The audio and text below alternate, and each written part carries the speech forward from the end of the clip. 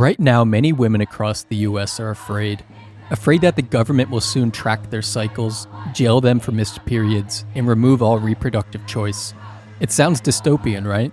What if I told you it's already happened? Let's go back to 1966 Romania, where Decree 770 made all of this a reality. Nicolae Ceaușescu, a communist dictator, banned abortion and contraception, forcing women to produce as many children as possible.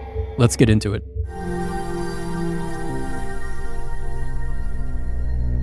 Romania in the early 60s wasn't amazing by modern standards, but the people had a quaint, simple existence.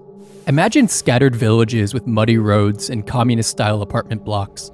The cities were actually quite modern, but outside those population centers, life was simple. Government price controls kept bread and milk cheap. Meat was available if you got to the state-run market early. You earned enough to live, but not to thrive. Abortion was legalized in the mid-50s and was the primary form of birth control in Romania. This is actually shocking, but in 1965, for every one live birth, there were 4 abortions. The pill and condoms were not manufactured domestically and needed to be imported. The government didn't consider this a priority, so they were hard to find.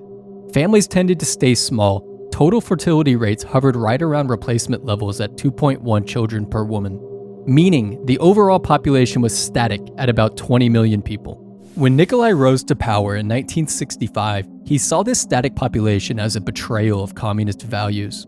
How would the East ever compete with the capitalist West if they maintained this tiny population?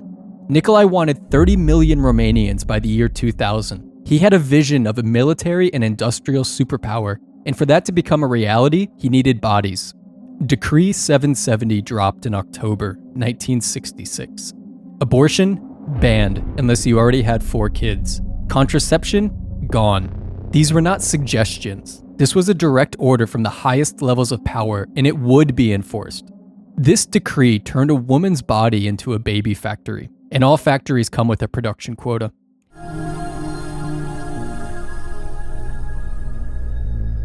The fruits of this decree appeared very quickly, and the magnitude is shocking. The first year after Decree 770 was implemented, fertility rates jumped from 1.9 to 3.7 children per woman, doubling in a single year. The kids born from this decree even had a name given to them, the dictator, children of the decree. The state was quick to celebrate this massive success. Women with 5 kids or more were given medals, and their faces were painted on propaganda posters as the heart of the nation.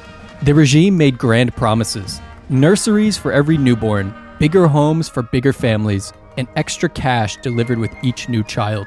It was sold as a golden era, more hands to build the workers' paradise.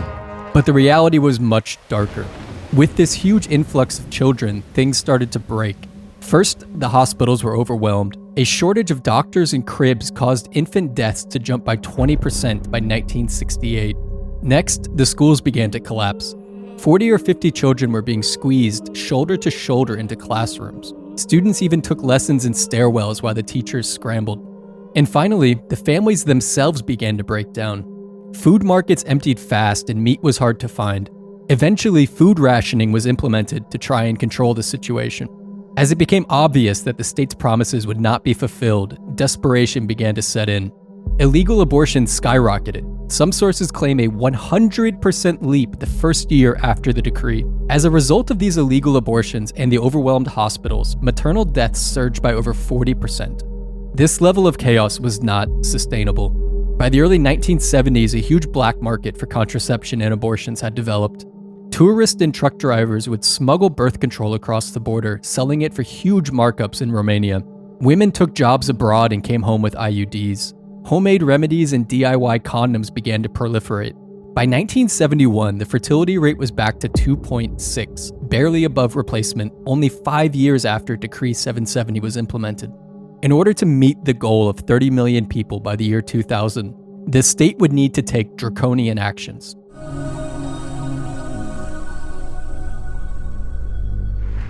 How do you make something stick when it runs so counter to human nature?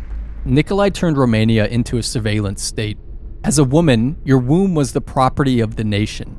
Defying Decree 770 was not an act of personal defiance, it was treason. The Securitate, Nicolae's secret police, started to run the show. 100,000 agents by the early 80s. That's one agent for every 200 people. Factories, offices, and even farms became checkpoints. Women were given mandatory pelvic exams monthly, sometimes more. You'd clock in at the textile plant in Brasov. A nurse with a clipboard would call you out. Pregnant? Good, back to work. Not pregnant? The questions started coming in. Why no baby? What's the holdup? This is for your country, what are you doing? Your supervisor would log it and the state would track it. Missed periods were a big red flag. 2 in a row and you might face a health committee for interrogation. Pregnant women who miscarried? That was the worst possible outcome. The secret police would hold you for days until you admitted wrongdoing, and then you would be jailed or worse. The website The Decree Chronicles shares a story. These notes are taken directly from the secret police field logs. In 1987, a 35-year-old woman arrived at a hospital in northwest Romania with severe internal bleeding. The doctors diagnosed her with an imminent miscarriage and she needed medical intervention to live. We aim to delay the abortion in order to obtain statements regarding the abortion maneuvers. So they're denying her medical treatment because they suspect she instigated the miscarriage. Although the patient's health was deteriorating and there were reasons for surgery, it was not performed because the patient did not disclose the methods she used. The patient was threatened repeatedly. There would be no medical assistance if she did not confess to what she had done. They left her bleeding and in agony for 5 days before she died.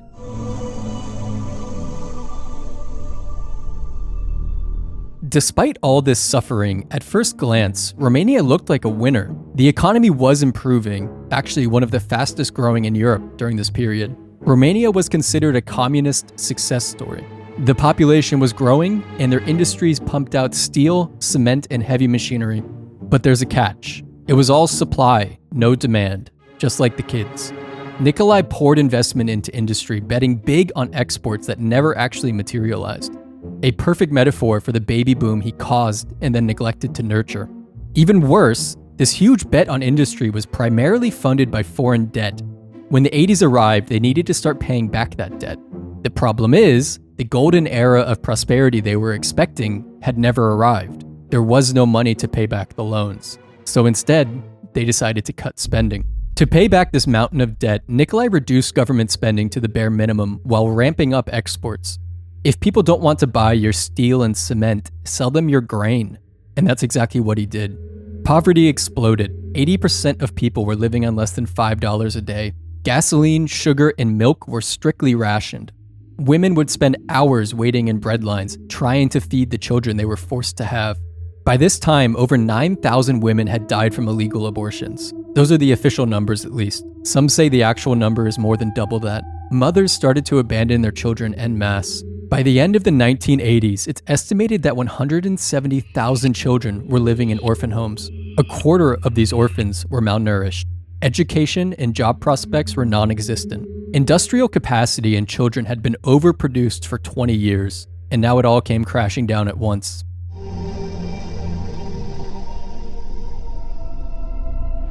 "1989 is the year it all fell apart. The children first born under Decree 770 were now in their early 20s. These kids were abandoned by their parents, raised on the streets, and had no hope for a future. So instead, they marched. On December 16th, protests started breaking out. By the 21st, they had reached the capital in Bucharest. Nicolae, now in his 70s, had been the dictator of Romania for 24 years. He gave a speech at his palace and 100,000 people arrived. Dragi tovarăși și prieteni, cetățeni ai capitalei României socialiste.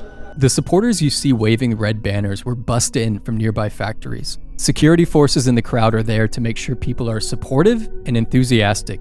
Things seem to be under control until...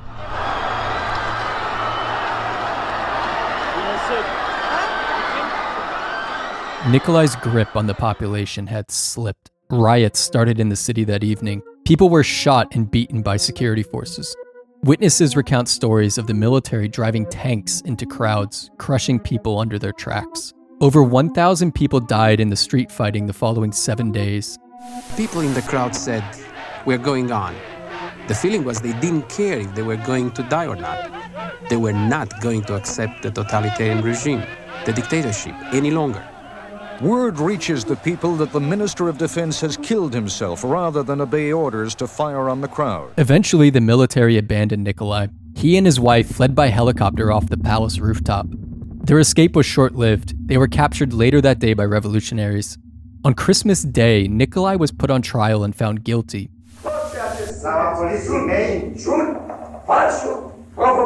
He and his wife were executed by firing squad that afternoon. To prevent rumors that Nicolae had escaped, the execution was broadcast on national television.